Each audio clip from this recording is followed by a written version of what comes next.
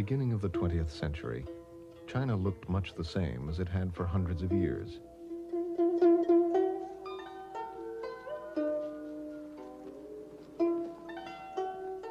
The country was still ruled by an emperor.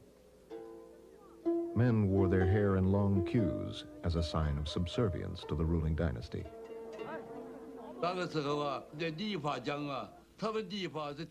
In the old days, barbers carried all their stuff on a shoulder pole, and they worked in the street.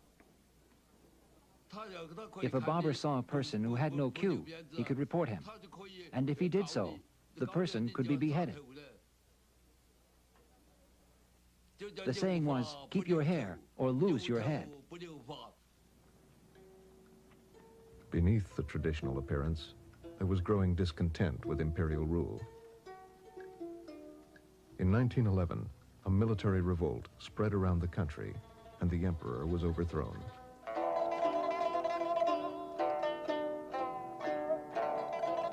Men cut off their queues in a symbolic gesture of revolution.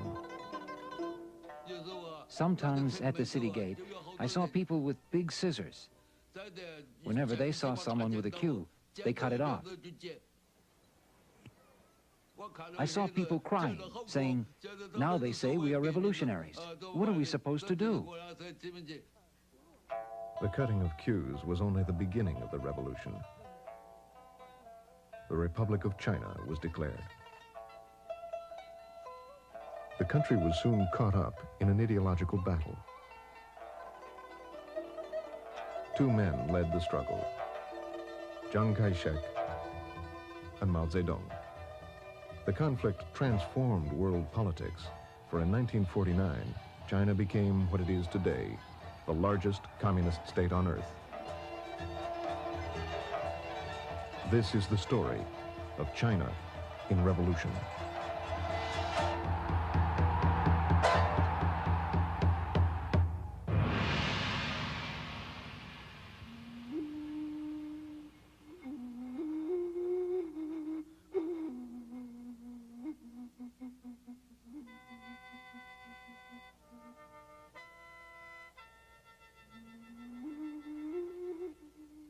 In the early years of the Republic, the central government was weak and ineffective. Dozens of military commanders, called warlords, moved into the political vacuum. In the early days of the Republic, the warlords fought each other. When I was a child in Guangxi province, I saw so many battles. You can't imagine how many battles were fought. Lots of people were so scared, they just went and hid. When warlords got into a fight, people's lives were completely devastated.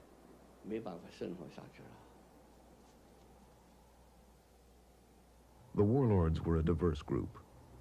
The warlord of Manchuria was a major figure in national politics.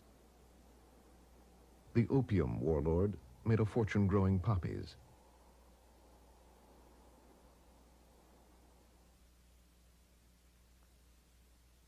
The Christian general was said to baptize his troops with a fire hose.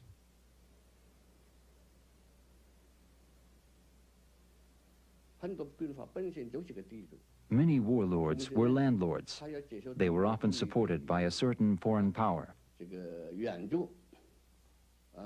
In the early years of the Republic, China was torn apart by foreign powers. For instance, Guangxi and Guangdong provinces were under the influence of England and Yunnan of France. Since the 19th century, England, France, Germany, the United States, and Japan had traded with China. They based their interests in the major ports around the country.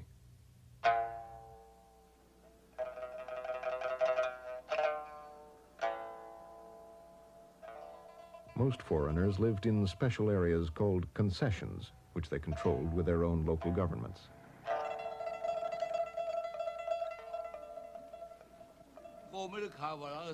We didn't have the term imperialism. The term came later. We called them foreign devils. They were devils to us. Why did we hate foreigners? We hated any foreigner, any foreign country that wanted to divide up China. It was called divide up then, not invade. They wanted to divide up China just like cutting a melon into pieces. People used to say, now you want to divide up our country, you foreign devils. You're bastards. In May 1919, for the first time, Chinese took to the streets to protest this dividing up of their country. They saw that the problems of imperialism and warlords had pushed China to the verge of collapse. The demonstration sparked a vocal nationalism and an intense search for political solutions.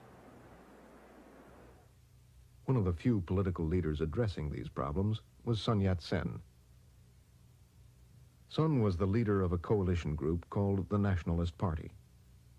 He was a charismatic man whose speeches attracted many to his cause.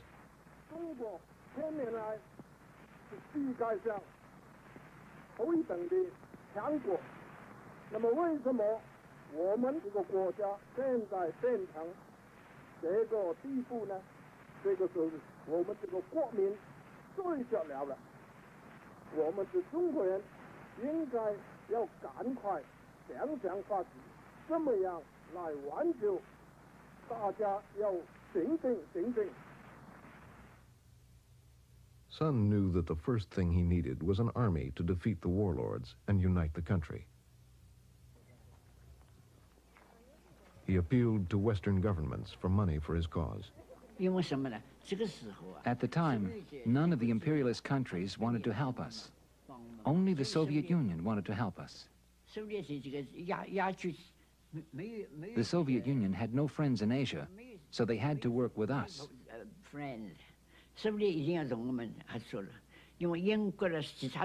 England and the other countries didn't want us to be united. It appeared the Soviet Union did want to help us. China had to be united, so of course we cooperated with them. One condition of Soviet help was that the Nationalist Party allow members of the newly formed Chinese Communist Party to join. Sun agreed, and in 1924, the Soviets helped him set up a military academy just outside Canton.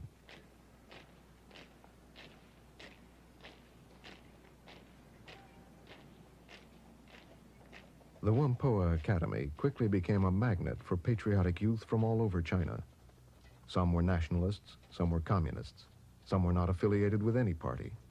They trained for a military campaign that would one day unite the country, the Northern Expedition. Sun appointed his protege, Chiang Kai-shek, commander of the academy. Chiang was a professional soldier. Like many of his generation, he had attended military school in Japan. He had worked with Sun for over a decade.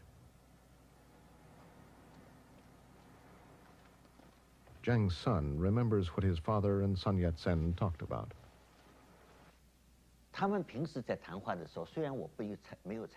Although I wasn't usually included in their day-to-day conversations, there were times when they were walking, having tea, when I heard them talking about national affairs. And when they talked about national affairs, they were very serious, very enthusiastic.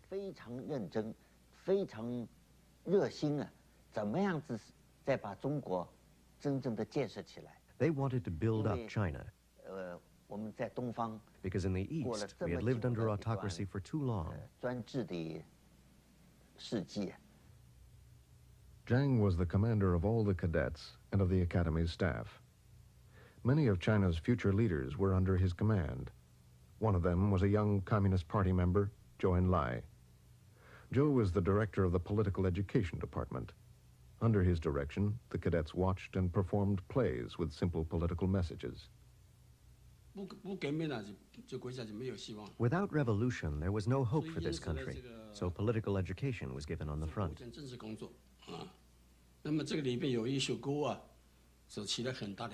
Songs played quite a big role. The song goes like this.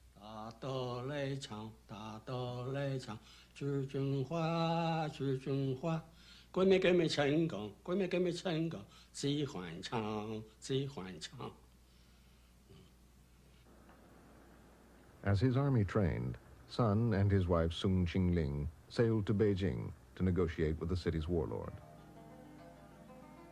But Sun was ill with cancer. He died soon after arriving in Beijing on March 12, 1925.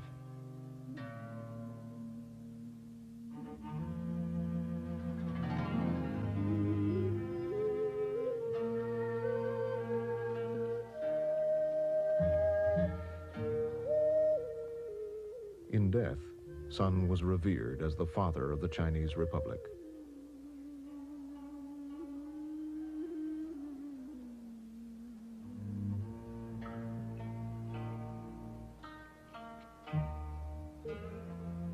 There was no one of his stature to take over the leadership, and a struggle for power in the party began.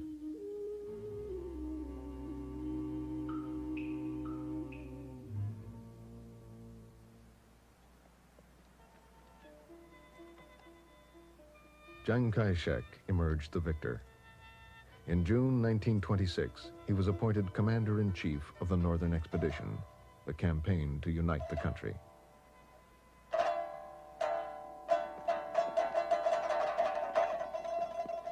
A month later, the young army set out.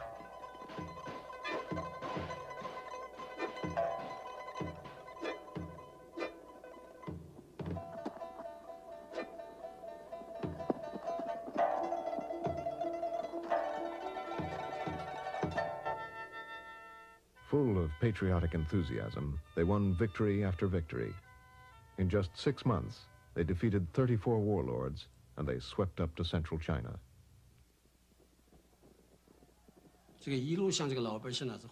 All along the way, the people welcomed us.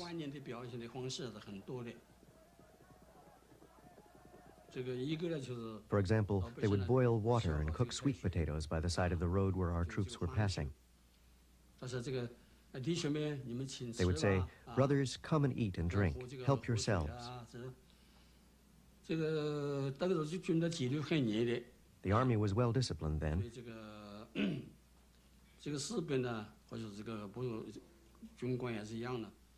so the soldiers and the officers, they always paid for whatever they ate and drank. When the Northern Expedition Army reached our region, they held mass rallies. Everybody went. At the rallies, speakers talked about the cooperation between the nationalists and the communists. They called for the defeat of the northern warlords and the imperialists, and they asked peasants not to pay land rent and debts. I didn't know much about revolutions then. I didn't know a thing about communism or opposing imperialism. But it seemed like a good idea to fight exploitation and the northern warlords. Many in the Army's propaganda teams were communists. They explained the goals of the Northern Expedition, and they called for the end of many deeply ingrained social customs. Wang Ping soon joined the communists. We knocked down Buddha statues in the temples.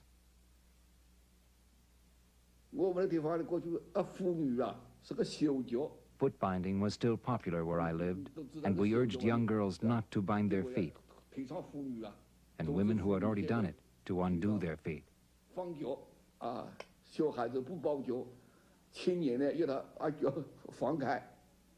At first, we didn't know better, and often we ordered people to do things against their will. If a young woman refused to cut her hair, several of us would hold her and cut it anyway.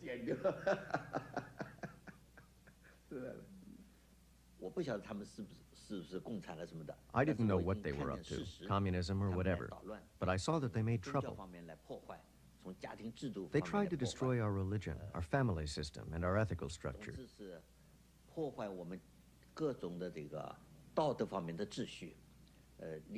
For instance, young people's respect for the old. My father told me that the biggest fault of communism was that it was inhuman. So what seemed to be cooperation between the nationalists and the communists during the Northern Expedition was actually only our temporary concession.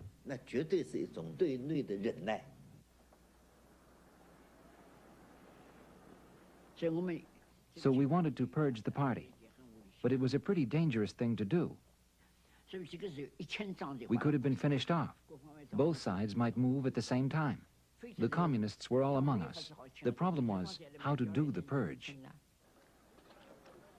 Chiang planned to purge the communists when his army reached Shanghai.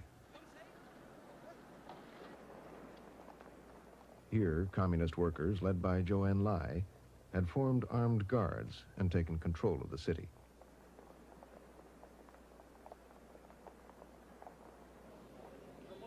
They were completely unaware of Chiang's plan to break them, and they eagerly waited for his army to arrive.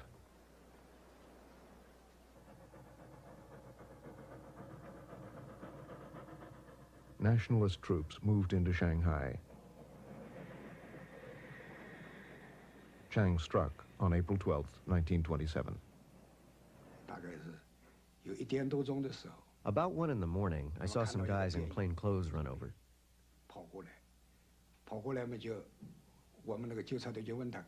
Our guards asked them the passwords, and they began to shoot. We were already surrounded from all sides, and there were machine guns positioned at the intersections on the streets. They were standing there.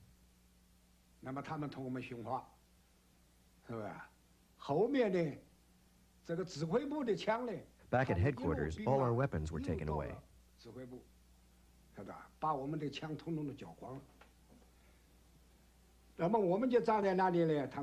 They warned us, "Your workers' guards are disbanded. Go home and don't make trouble."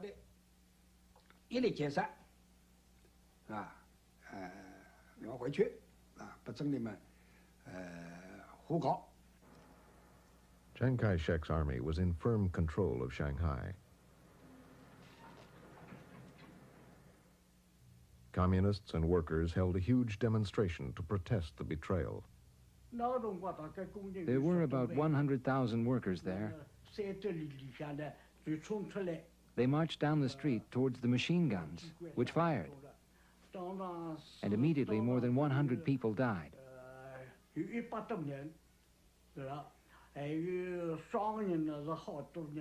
Many more were wounded. Many were injured.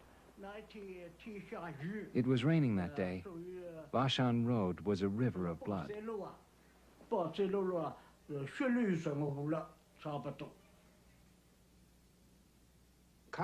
I remember it was drizzling, and I saw many people lying in the mud, still moving. It was very sad. When they arrested us, they beat us with rifle butts. Yes, rifle butts. Some of us were hit on the head and were bleeding. Even then, all we said was, "Good." That was how we showed our defiance. So they hit us and we said, "Good, good," and we grit our teeth. Chiang's purge spread around the country. Unions were closed. Communists and left-wing organizers were arrested.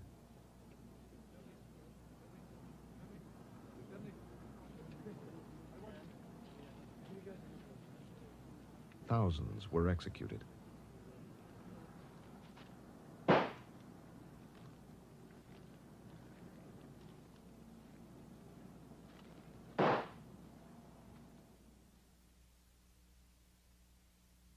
Only days after the purge in Shanghai, Chiang established a national government in Nanking.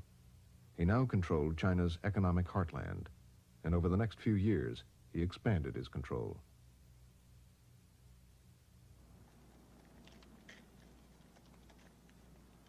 The success of the Northern Expedition earned Chiang tremendous prestige, and he adopted the title Generalissimo.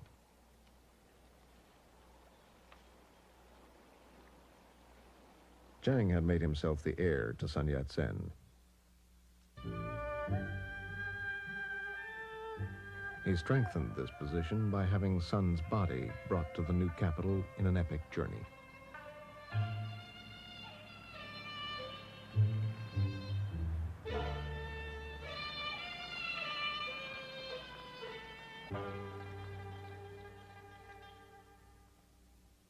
married Sun Yat-sen's sister-in-law, Sung Mei-ling.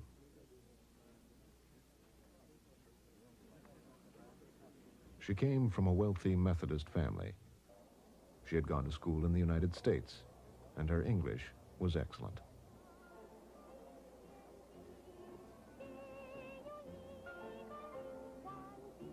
Her charm was a valuable asset to Jiang, for he was a difficult, aloof man who gained respect, but not affection. To many, especially in the cities, it seemed a new era was beginning. People were more open to the West than ever.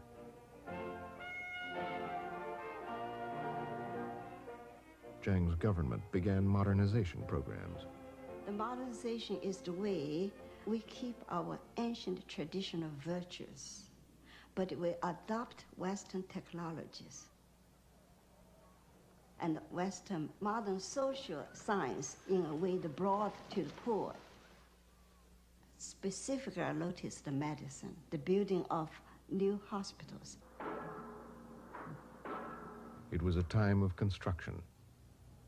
Transportation and communications were modernized.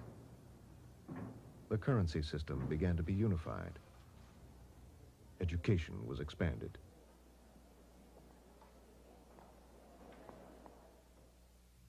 Chiang Kai-shek appointed Chen Li-fu a top advisor.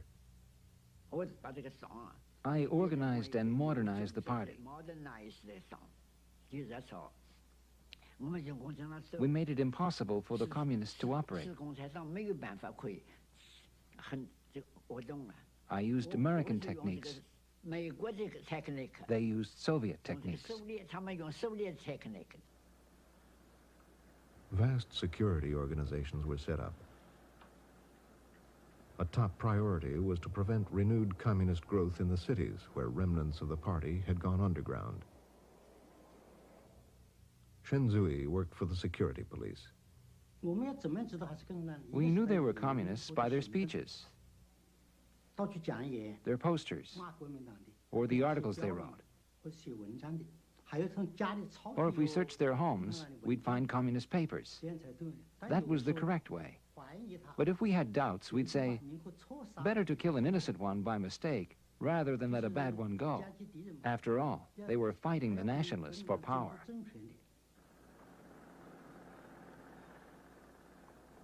In spite of the security police, the communists began to rebuild support in cities where working conditions were often brutal.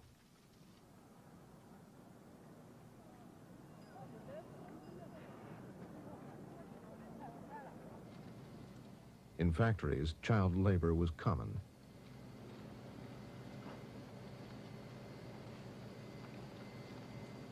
In silk production, very young children worked plucking cocoons from boiling water.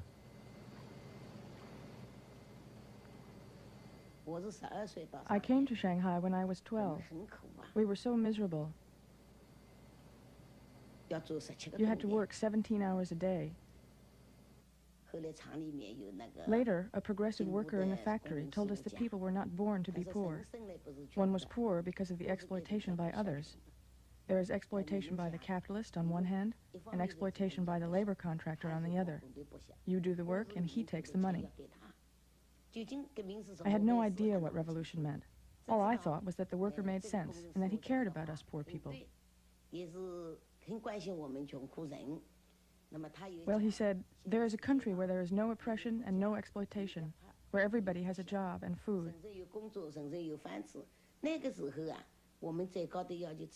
All we dreamed of then was of having food. So when we heard of this country, we wondered where it was. If only our country could be like that.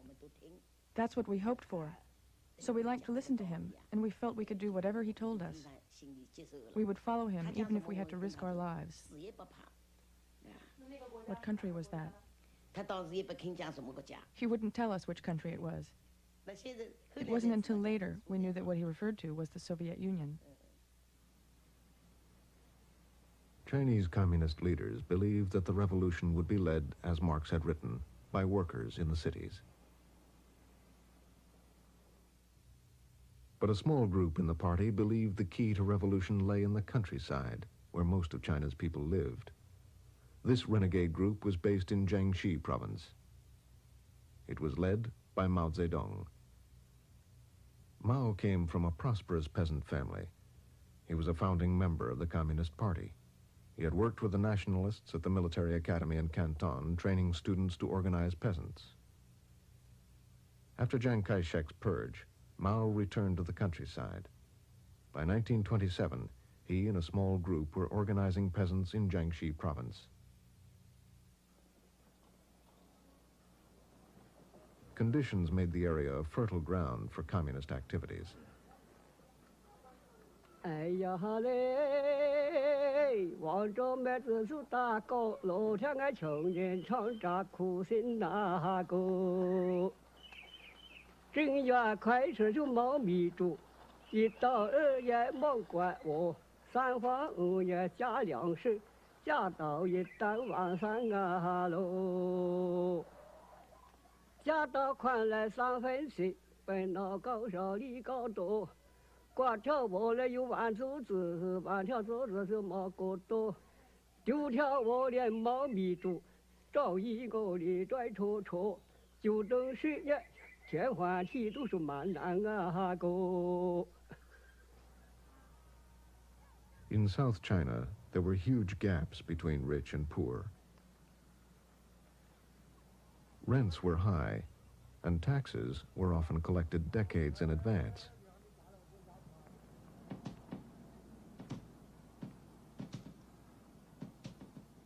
Landlords were called the masters of the earth.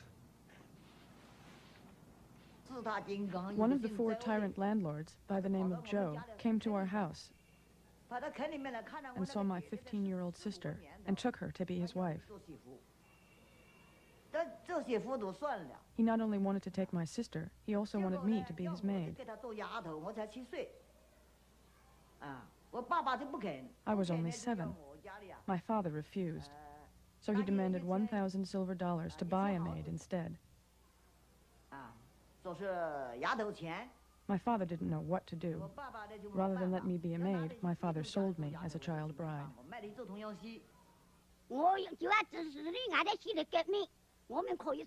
People told me if I joined the revolution, I would have my freedom.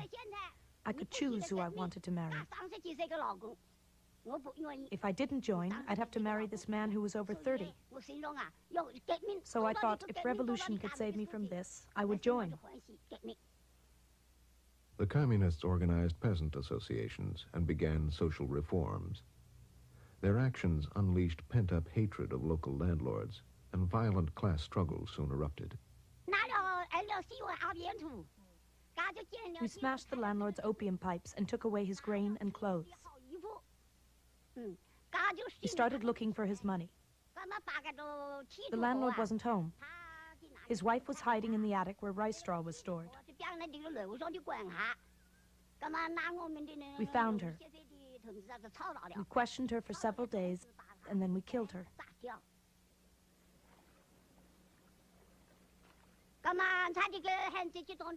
We gave the grain to those who had nothing to eat. Some got about 50 pounds, some got 100. We gave the clothes to those who just didn't have any, so the poor were really eager to join us. By 1930, the communists had set up a government in Jiangxi. Mao had joined forces with Zhu De, another veteran revolutionary. Their men formed the Red Army, which Liu Hanshao joined.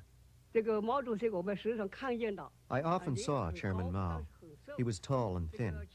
When he went out, he rode a white horse. We didn't have cars then. When he went to work, he would be followed by 8 security guards, 3 to carry lanterns and 2 to carry his lunchbox.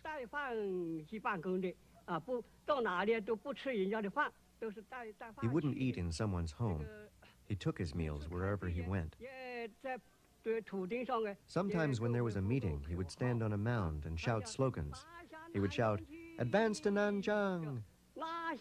Advance to Nanking! Take Chiang Kai-shek alive!"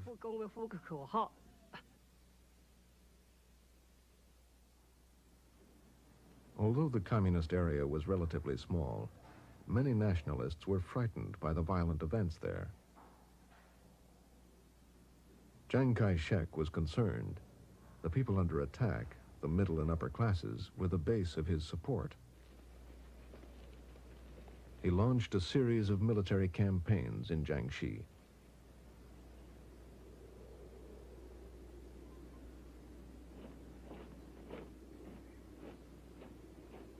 They were defeated. Our main forces would lure their troops, lure them into the mountains, like we did in the battle at Longgang. We would lure them in and then pull back. This is called pulling back your fist before you strike. It was like drawing them into a bag. And suddenly we'd surround them and wipe them out. Understand? We'd lure the enemy deep, deep into the Soviet area, and then suddenly surround them. We wiped out their 18th Division this way. All 9,000 of them, from the commander down to the cooks. Not one escaped. This is called mobile or guerrilla warfare. Chiang's forces were defeated by these guerrilla tactics 4 times, but he continued to attack. In 1934, he launched an ideological offensive called the New Life Movement, a mixture of traditional Confucian values and European fascism. He hoped to create a disciplined and orderly society by reforming social behavior. People were instructed to button their clothes, stand straight, and not to eat noisily. The movement only reached a small section of the middle class and failed to solve the peasants' problems. But Jiang's 5th military campaign was a success.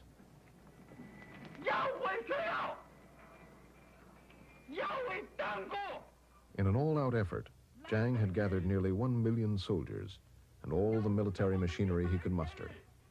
And he changed tactics.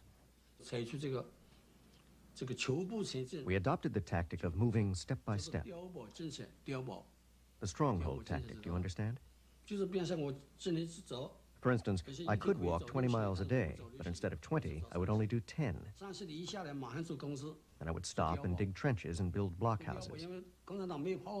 Since the communists didn't have cannons, they couldn't take well-defended blockhouses.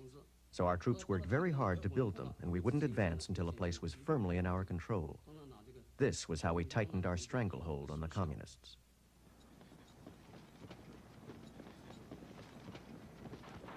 As the nationalists began their new tactics, the communists changed theirs.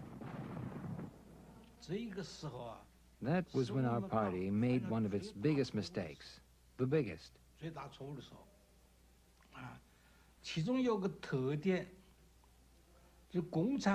What happened was that the Communist International sent an advisor, leader,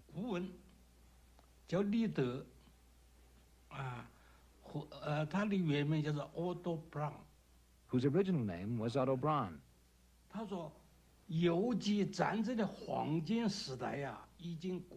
He claimed that the golden age of guerrilla warfare was over and that it was now time to develop positional and regular warfare.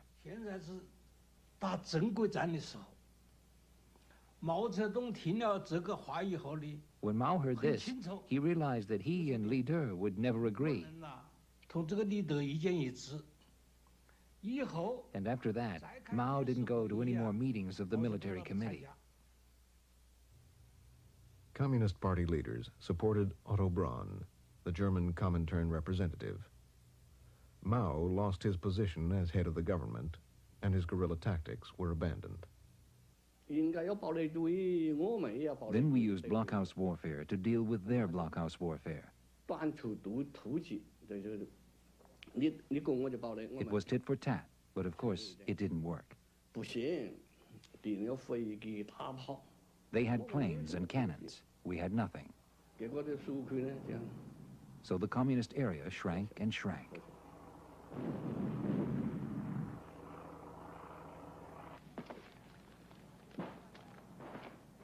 The nationalists were winning.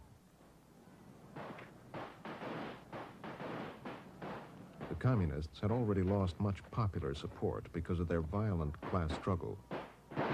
By the summer of 1934, they were losing badly. We were being killed off. The revolution wasn't plain sailing. There were people who wavered and were traitors. They saw the situation was going from bad to worse, and they changed with the wind. Communist organizers were arrested by the nationalists. A nationalist official wanted to bail me out of prison to force me to be his concubine. I didn't want to, but they threatened me, saying, if you won't, we'll put a firecracker in your vagina and light it. Aren't you afraid? Sitting or standing, I was just as tall as anyone else. Why should I be someone's concubine? I didn't want to, but what could I do? Finally, they took a red-hot wire this long and forced it through my leg. One from this side, and then from that side. They put the hot wire through my leg. I still have the scars. I was hung up by the arms. I was tortured 3 times, and then they let me down. I was too numb to feel any pain. My interrogation went on from 9 in the morning till 4 in the afternoon. Then they dragged me back to my cell and said, tomorrow we'll send a platoon of soldiers and rape you to death. That really frightened me. I wasn't afraid of being killed, but how could I stand being raped? Though they were just threatening me, they really made it look real. When I was taken out the next morning, there really was a platoon of soldiers waiting.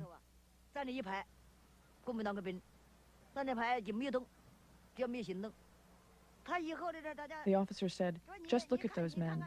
If you don't confess, you'll be raped to death, right here. I said, I don't know who is a communist, and I'm not a communist leader. I'm just a laundrywoman. I didn't tell them a thing, and in the end, they sent me to the concentration camp at Zhejiang. They never got anything out of my mouth. In October 1934, nearly 87,000 communists broke out of the nationalist blockade.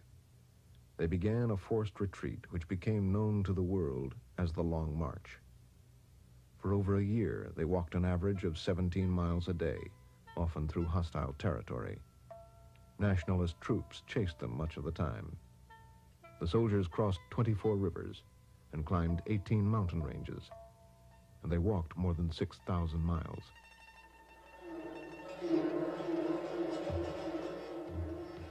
For the survivors, it is remembered as one enormous battle going on forever.